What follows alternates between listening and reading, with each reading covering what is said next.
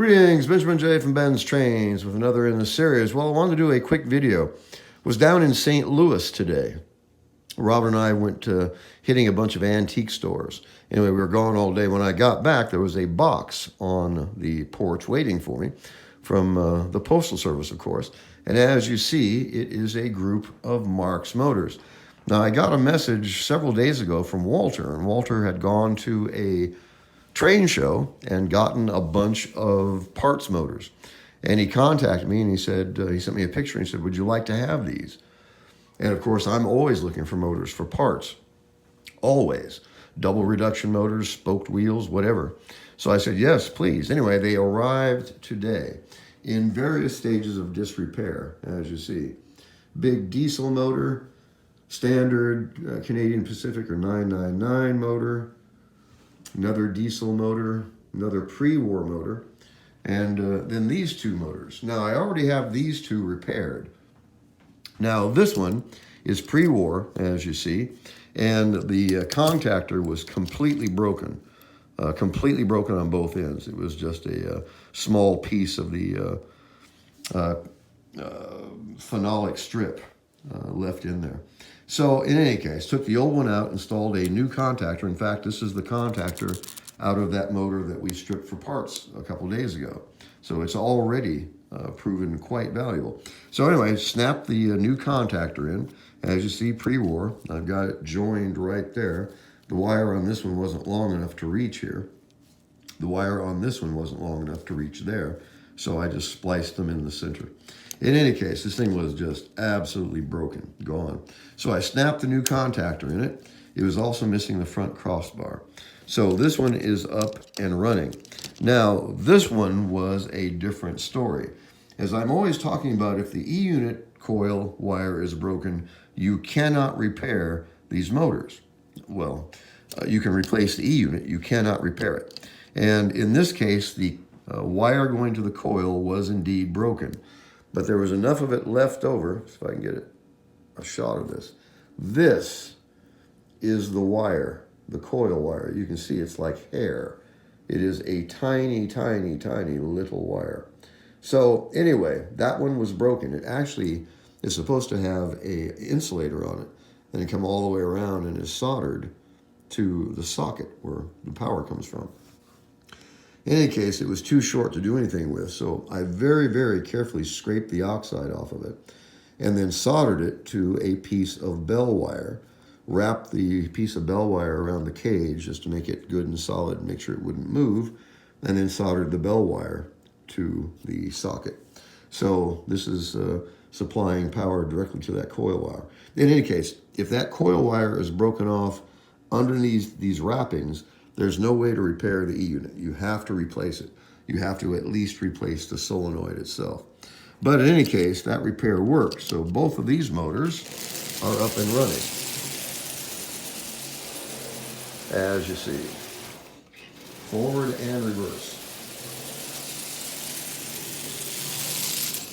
So 2 working motors so far. This one runs. As you see, it's missing its contactor. It's also missing its rear wheel and gears. This one is missing the wheel and, as you see on this side, the bearings.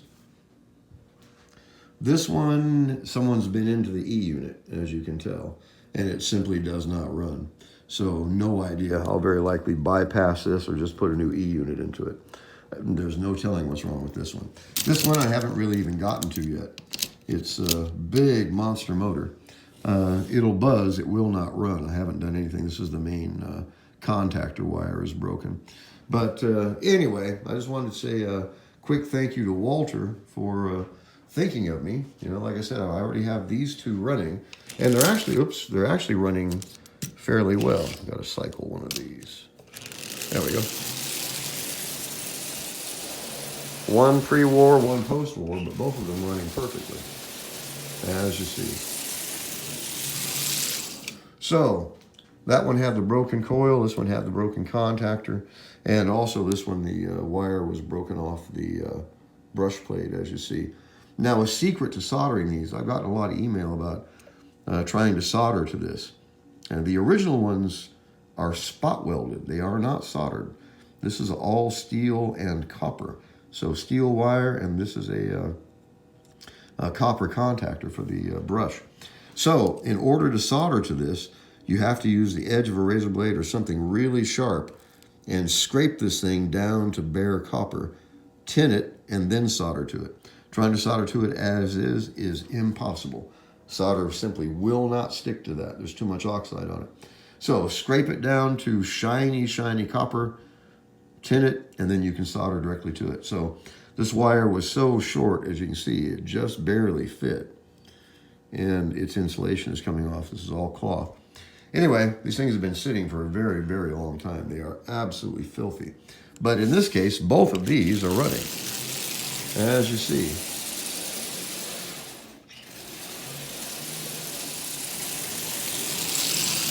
So no problem with those two.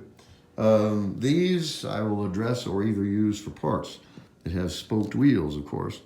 I'd hate tearing apart a motor that runs, though, but we'll see. I have no idea if the E-unit works. Haven't done anything with it except to see if the motor turned. It actually did.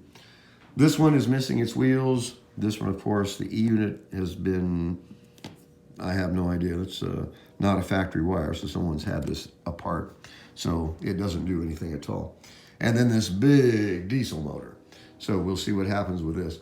Anyway, I just want to do a quick video on this. Again, a thank you to Walter for sending these.